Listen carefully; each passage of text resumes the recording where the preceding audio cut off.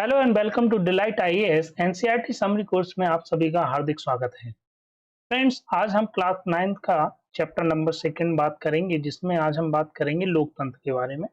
लोकतंत्र की परिभाषा और उसकी कुछ विशेषताएं, इसकी बृहद परिभाषा क्या हो सकती है, उसके बारे में भी बात करेंगे।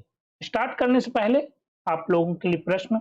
डॉक्टर बी आर अम्बेडकर ने निम्नलिखित में से किसे भारतीय संविधान की उपन्यास विशेषता के रूप में वर्णित किया है? आपके ऑप्शंस हैं मौलिक अधिकार, मौलिक कर्तव्य, राज्य की नीति निर्देशक तत्व और संविधान की प्रस्तावना। इसका आंसर आप लोग कमेंट बॉक्स में कमेंट कीजिए।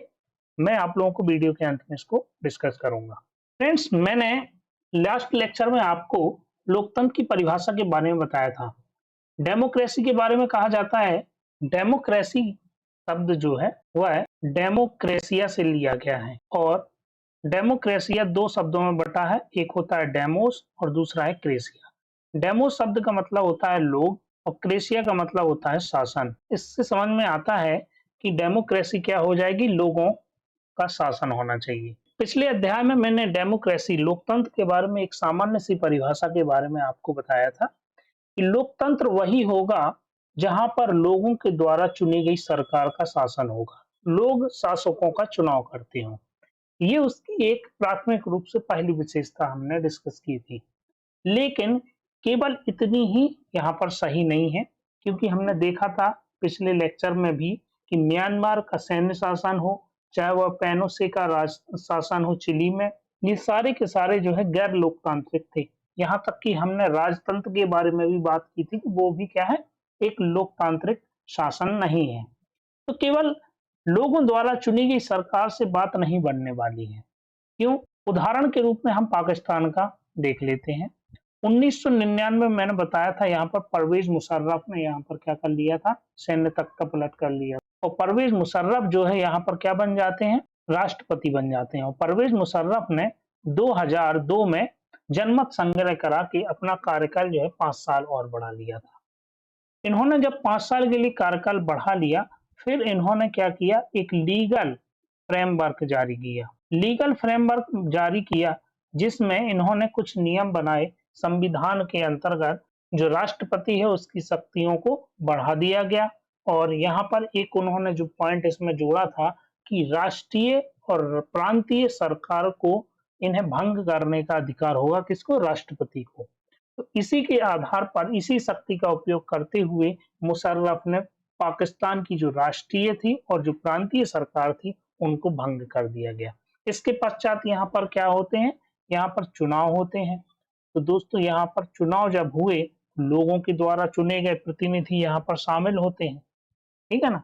जो कि अपना पहला लोकतंत्र की विशेषता यही थी कि लोगों के द्वारा चुने गए शासकों का शासन होगा, ठीक है ना। चुनाव होने के पश्चात भी प्रतिनिधियों को कुछ अधिकार मिले, लेकिन सर्वोच्च सत्ता किसके हाथ में थी? सर्वोच्च सत्ता जो थी वो सेना और मुशर्रफ के हाथ में ही थी। तो यहाँ से एक पॉइंट निकल कर आता है कि लोकतंत्र में अंतिम निर्णय, चूंकि सर्वोच्च सत्ता भी किसके हाथ में होनी चाहिए, लोगों द्वारा चुने गए प्रतिनिधियों के पास ही होना चाहिए।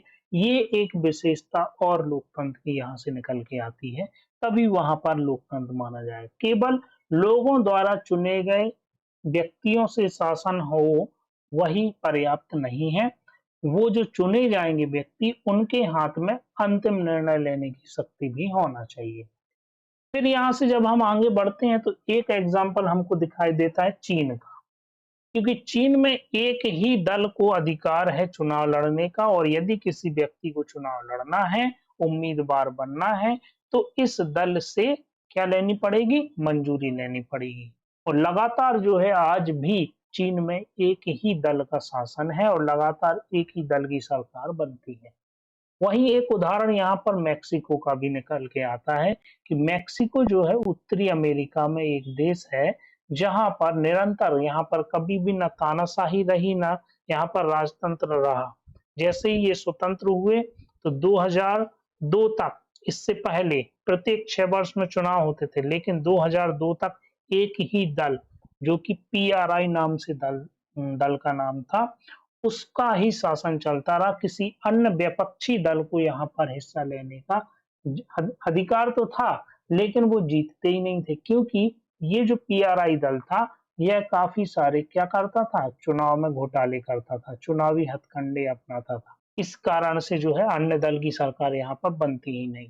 इसीलिए यहाँ पर लोकतंत्र की एक और पॉइंट निकल के आता है कि लोकतंत्र के लिए निष्पक्ष और स्वतंत्र चुनाव भी आवश्यक है, ताकि सत्ता में बैठे लोग जीत भी सकें और हार भी सकें। उनके अवसर ये क्या हो, समान होने चाहिए। ये नहीं कि एक ही दल की सरकार हमेशा बने, एक ही दल का ही शासन हो।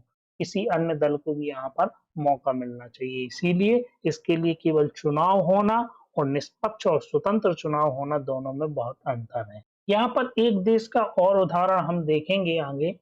लोकतंत्र में हर एक व्यक्ति का वोट जो होगा वह बराबर मूल्य, समान मूल्य वाला होना चाहिए। ये नहीं कि शक्तिशाली व्यक्ति है तो उसका वोट वैल्यू जो है उसकी ज्यादा है, और जो कमजोर व्यक्ति है, जो गरीब है, उसकी वोट वैल्यू जो है क्या है, उसकी वोट वैल्यू कम है। ऐसा नहीं होना चाहिए। जितने भी व्यक्ति हैं, नागरिक हैं, जो वोट डालने के योग्य रखते हैं, उनकी वोट वैल्यू कैसी होनी चाहिए, समान होनी चाहिए। ये भी लोकतंत्र के लिए एक विशेषता निकल के आती है। साथ ही साथ यहाँ पर कुछ लोकप्रिय नेता जो है अलोकतांत्रिक या तानाशाह हो सकते हैं। जैसे जिम्बाब्वे में हमने देखा था कि राष्ट्रपति रॉबर्ट मुगाबे जो है, यहाँ पर इन्होंने संविधान में ही बदलाव कर दिया और अपने राष्ट्रपति के अधिकारों में वृद्धि कर दी, और सरकार के जो विरोधी प्रदर्शन होते थे उन्हें गैर कानूनी घोषित कर दिया। प्रेस की स्वतंत्रता पर अंकुश लगा दिया, और प्रेस में जो भी न्यूज चलती थी वह केवल और केवल सरकार की बड़ाई ही करती थी। तो यहाँ पर एक चीज और निकल के आती है लोकतंत्र की विशेषता के रूप में, कि लोकतांत्रिक सरकार तभी मानी जाएगी जब वहां पर संवैधानिक कानून, that means rule of law, वहां पर होना चाहिए। साथ ही साथ नागरिक अधिकारों का भी सम्मान होना चाहिए। ये सारी चीजें हमने देखी लोकतंत्र की विशेषताओं के रूप में, और या फिर यूं भी कह सकते हैं कि लोकतंत्र की एक सामान्य परिभाषा से लेके एक हमने एडवांस लेवल तक उसकी परिभाषा को देखा। यदि आप इन सभी पॉइंट को कंबाइन कर देंगे तो आपको एक विस्तृत लोकतंत्र की परिभाषा देखने को मिलेगी। क्योंकि यदि आप किसी एक पॉइंट को ही लोकतंत्र की परिभाषा मानेंगे, जैसा कि हमने पिछले लेक्चर में सामान्य परिभाषा देखा था, उसके बाद हमने कई सारे ऐसे उदाहरणों के माध्यम से समझाया कि केवल लोगों द्वारा चुने गए शासकों का शासन ही लोकतंत्र नहीं माना जा सकता। पाकिस्तान के केस में हमने इसको देखा, और कई सारे चुनाव जब होंगे तो उसमें निष्पक्ष और स्वतंत्र चुनाव भी आवश्यक हैं, और चुने गए लोगों के पास अंतिम निर्णय लेने का भी अधिकार होना चाहिए। और कभी कभार जब चुने गए लोग ही गैर लोकतांत्रिक या तानाशाह हो सकते हैं, इसीलिए रूल ऑफ लॉ भी होना चाहिए और नागरिक अधिकारों का सम्मान भी होना चाहिए। तो ये सारी चीजें हमने देखी। एक आइडियल आदर्श लोकतांत्रिक देश में ये सारी चीजें, व्यवस्थाएं होनी चाहिए। लेकिन कुछ जो है यहाँ पर लूप होल्स भी हैं। कुछ लोग यहाँ पर लोकतंत्र की विपक्ष में भी बात करते हैं कि लोकतंत्र में बहुत सारी जो है कमियां भी हैं। कौन कौन सी कमियां हैं, आइए इनको भी एक एक करके देख लेते हैं। पहला इसमें यह है कि नेताओं को बार-बार बदलकर अस्थिरता पैदा करता है। भैया चुनाव तो होना है, नियमित चुनाव होना है, और जीत भी सकते हैं और हार भी सकते हैं, तो अस्थिरता पैदा होने की संभावना बिल्कुल है। लोकतंत्र जो है सत्ता के खेल और राजनीतिक प्रतिस्पर्धा के बारे में, इसमें नैतिकता की कोई गुंजाइश नहीं है। बिल्कुल सही बात है। जब लोकतंत्र की स्थापना होती है और चुनाव होते हैं तो हर कोई चाहता है कि हम जो है दोबारा से चुन के सत्ता में आए। तो सत्ता का खेल ये बन जाता है और राजनीतिक प्रतिस्पर्धा बन जाती है, और यहाँ पर जो है लोग इस चक्कर में नैतिकता को भूल जाते हैं। तीसरा इसमें जो बिंदु है वह है किसी भी समस्या के समाधान के लिए बहुत सारे लोगों के साथ विचार विमर्श करना पड़ेगा, सलाह मशविरा करना पड़ेगा, तब जाके कोई निर्णय होगा। इसके कारण क्या हो सकती है, निर्णय लेने में देरी हो सकती है। अगला इसमें पॉइंट है, चुने हुए नेता लोगों के सर्वोत्तम हितों को जानते ही नहीं है। कई बार होता है कि हमारे क्षेत्र से जो नेता चुन के जा रहा है वह उस स्थानीय स्तर पर स्थानीय समस्याओं के बारे में जानकार व्यक्ति है ही नहीं, उसको जानता ही नहीं है कि हमारे क्षेत्र की क्या समस्याएं हैं। तो लोगों का सर्वोत्तम हितों को की रक्षा कैसे हो पाएगी यदि वह अपने निर्वाचन क्षेत्र के बारे में ही नहीं जानता है। साथ ही साथ यहाँ पर अगला पॉइंट है कि भ्रष्टाचार इससे बढ़ जाता है। बिल्कुल सही बात है, क्योंकि चुनाव जीतने के चक्कर में चुनावी अनियमितताएं देखने को मिलती हैं, बिल्कुल। और अनैतिकता का जब जहाँ पर अंत हो जाएगा वहाँ पर नैतिकता होगी नहीं, जिसके कारण से भ्रष्टाचार जैसी समस्याएं देखने को आपको जरूर मिलेंगी। इसमें जो लास्ट पॉइंट है, साधारण लोग नहीं जानते कि उनके लिए क्या अच्छा है, इसलिए यह निर्णय उन पर नहीं छोड़ना चाहिए। ऐसा भी एक तर्क जो है लोकतंत्र के जो विरोधी हैं वो ऐसा देते हैं। लेकिन क्या केवल लोकतंत्र में कमियां ही कमियां हैं, विरोध ही विरोधाभास है? तो ऐसा नहीं है। कुछ अच्छाई भी है लोकतंत्र में, जैसे लोकतांत्रिक शासन पद्धति जो है दूसरों से बेहतर इसलिए है क्योंकि यहाँ पर एक जवाबदेही वाला स्वरूप हमको देखने को मिलता है शासन का। देखो, हमने बात की थी भारत में, जैसे अपन उदाहरण से समझें कि यहाँ पर अप्रत्यक्ष लोकतंत्र है। जनता अपने प्रतिनिधियों को चुनती है और प्रतिनिधि जनता के बेhalf पे निर्णय लेते हैं। और यही जो प्रतिनिधि है वह जनता के प्रति क्या है, जवाबदेह है। तो एक जवाबदेही वाला स्वरूप यहाँ पर लोकतंत्र में दिखाई देता है।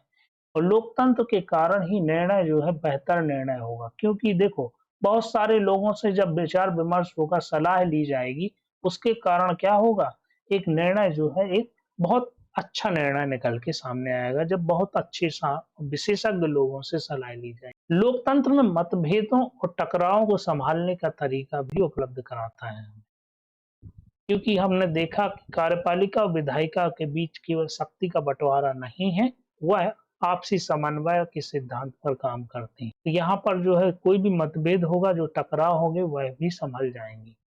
यहाँ पर नागरिकों का सम्मान बढ़ता है, बिल्कुल सही बात है। लोकतांत्रिक शासन व्यवस्था दूसरों से बेहतर इसलिए है क्योंकि इसमें हमें अपनी गलती ठीक करने का अवसर मिलता है। देखो, जैसे चुनाव हुए, उस चुनाव में हमने कोई ऐसा प्रतिनिधि को चुन लिया, जिता दिया, जो कि आगे चल के बहुत सा भ्रष्टाचार करता है और देश के विकास में, जो हमारे क्षेत्र के विकास की के लिए और हमारे क्षेत्र की समस्याओं को सुलझाता ही नहीं है। इसीलिए हमको अगले 5 साल बाद फिर से यह मौका मिलेगा अपनी गलती को ठीक करने का, कि हम उसको हटाकर एक जो है एक ऐसे व्यक्ति को चुने जो देश के विकास के लिए और हमारे विकास के लिए, जनता के हित में सही फैसला ले सके। तो यहाँ पर हमको लोकतंत्र में ऐसी सुविधा देखने को मिलती है। लेकिन एक ये तो हमने बात की केवल सामान्य परिभाषा और एक आदर्श लोकतंत्र के बारे में।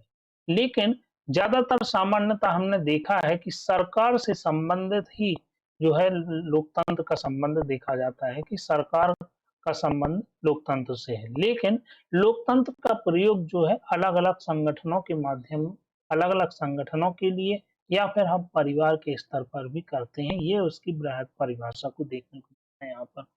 कैसे? आपके परिवार में देखा होगा यदि आपने, तो परिवार के लोग जब साथ में मिलके किसी विषय पर बात विमर्श करते हैं, विचार विमर्श करते हैं और फिर जब निष्कर्ष निकालते हैं, तब जाके कोई एक निर्णय लिया जाता है। तो यहाँ पर परिवार में भी एक निर्णय जो हुआ इस तरह से, वो कैसा निर्णय हुआ? एक लोकतांत्रिक निर्णय हुआ। या फिर आप देखें कोई कंपनी है या कोई संगठन है, वहाँ पर भी लोकतांत्रिक ढंग से जो है विचार विमर्श करके ही किसी निर्णय को निकाला जाता है, निष्कर्ष को निकाला जाता है। तो संगठन और परिवार के स्तर पर भी लोकतंत्र को समझा जा सकता है। और लोकतंत्र देश में तभी आएगा क्या, जब किसी को भूखे पेट सोने की जरूरत नहीं होगी। और लोकतंत्र में सभी लोगों को फैसला लेने में समान भूमिका निभानी चाहिए। इसके लिए वोट के समान अधिकार भर की जरूरत नहीं है। सभी के पास समान सूचना उपलब्ध हो, बुनियादी शिक्षा हो, बुनियादी संसाधन हो और पक्की निष्ठा होना चाहिए। ये सारी विशेषताएं जो है लोकतंत्र की परिभाषा को एक ब्रॉड पर्सपेक्टिव में देखने को हमको मिलता है। यहाँ पर बृहद अर्थ में लोकतंत्र को परिभाषा यहाँ पर देखने को मिलती है। यहाँ पर हमारा जो है चैप्टर कंप्लीट होता है। अब हम आ जाते हैं अपने क्वेश्चन पर। डॉक्टर बी आर अम्बेडकर ने निम्नलिखित में से किसे भारतीय संविधान की उपन्यास विशेषता के रूप में वर्णित किया है? इसका जो आंसर है यहाँ पर आपका आंसर हो जाएगा सी, आंसर हो जाएगा राज्य के नीति निर्देशक तत्व। राज्य के नीति निर्देशक तत्व के बारे में यदि हम बात करें, तो भारत के संविधान में भाग 4 में इनका वर्णन है और मुख्यतः इनको हम 3 भागों में भी बांट सकते हैं। पहला है समाजवादी, दूसरा है गांधीवादी और तीसरा है उदार बौद्धिक सिद्धांत। यदि हम इनके एक-एक उदाहरण को देखें, तो समाजवादी उदाहरण में आपको याद होगा आर्टिकल 39 में पुरुषों और स्त्रियों के लिए समान कार्य के लिए समान वेतन का प्रावधान है। गांधीवादी सिद्धांत में बहुत सारे हैं, जैसे कि आपका आर्टिकल 40 में ग्राम पंचायतों का गठन हो गया। हाँ, आर्टिकल 43 में कुटीर उद्योगों को प्रोत्साहन के लिए हो गया। ये सारे पॉइंट कैसे हो जाएंगे? गांधीवादी हो जाएंगे। और जो उदार बौद्धिक सिद्धांत के रूप में आर्टिकल कौन सा है? 44 यूनिफॉर्म सिविल कोड, समान सिविल संहिता, ठीक है, और पर्यावरण का संरक्षण एवं संवर्धन, ये सारे पॉइंट जो हैं आपके क्या हो जाएंगे? उदार बौद्धिक सिद्धांत के रूप में। एक चीज और यहाँ पर एक्स्ट्रा इंफॉर्मेशन ये है कि ग्रेनवेल ऑस्टिन जो थे, उन्होंने direct principle of and fundamental rights को क्या बताया था? Conscience of the constitution, means संविधान का स्वविवेक, विवेक बताया था ग्रेनवेल ऑस्टिन को ने। ठीक है, आज के लिए इतना ही।